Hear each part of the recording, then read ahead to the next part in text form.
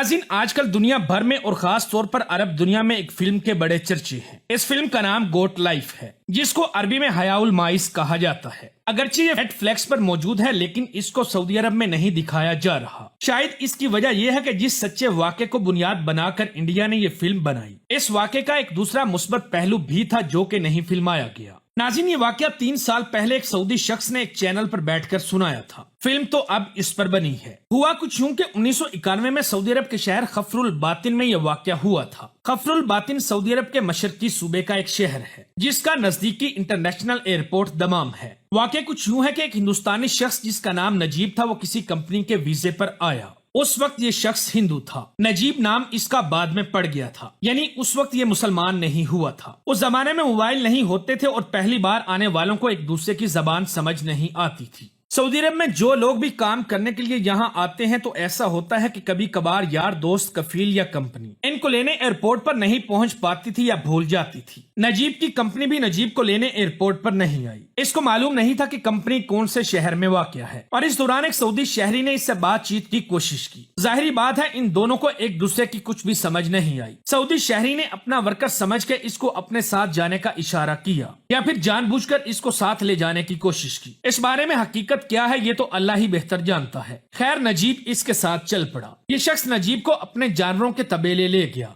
अमूमन सऊदी अरब में भेड़, बकरियां, ऊंट रखने वाले लोग दूर सहरा में आबादी से काफी हट के खेमे लगाकर जानवरों के लिए लकड़ी के लंबे तबेले बना लेते हैं, जहां से सड़क या आबादी बहुत दूर होती है। इस अरबी शख्स ने नजीब को वहां ले जाकर जानवरों को चराने पर लगा दिया। जबान की बंदिश की वजह से इन दोनों को एक दूसरे की बात की समझ नहीं आ रही थी। मुख्तसरन ये हुआ कि नजीब वहां 5 साल अपने घर से दूर सहरा में बगैर तनख्वाह के जानवर चराता रहा। मामूली सा खाना मिलता था और बस ये सब कुछ। 5 साल के बाद नजीब ने मौका पाया और अपने कफील को किसी लोहे के राड से सर पर मारा और वहां से किसी तरह भागने में कामयाब हो गया। बाद में मालूम हुआ कि इसका कफील उस राड के वार से इंतकाल कर गया था। उधर नजीब सड़क तक पहुंच गया और वहां किसी भले आदमी ने इसे उठाया, जो इसे शहर या किसी कस्बे में ले गया, जहां पुलिस को किसी ने खबर दी और इसे गिरफ्तार करके पुलिस ले गई। अदालत में केस चला। नजीब को दय्यत के तौर पर मकतूल के बेटे को 1,70,000 रियाल देने का हुक्म हुआ। जुर्माना अदा न करने की सूरत में इसको 5 साल कैद की सजा गुजारनी थी और सजाए मौत होनी थी। खैर, नजीब पैसे कहां से लाता, इसलिए 5 साल के लिए जेल में चला गया।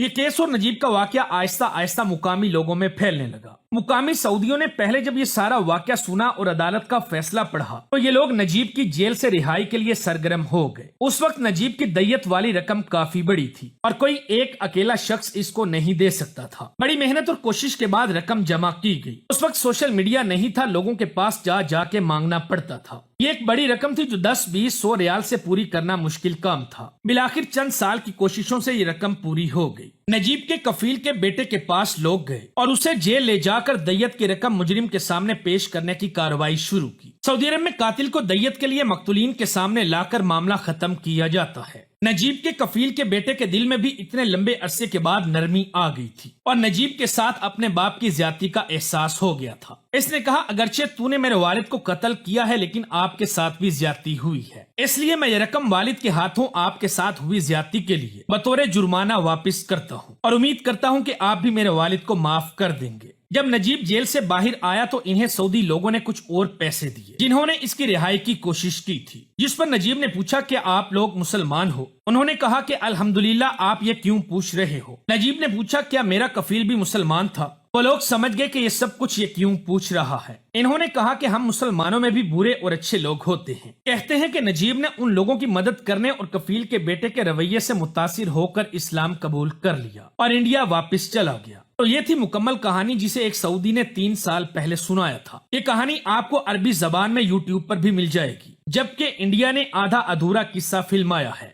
बात यह है कि ऐसे कई वाकयात होते हैं और शायद हो रहे हों, लेकिन पूरे सऊदी मुआशरे को ऐसा समझना बिल्कुल गलत होगा। यूं किसी एक शख्स के रवैये और बुराई को देखकर सबको उसमें शामिल करना इंतहाई ज्यादती होती है।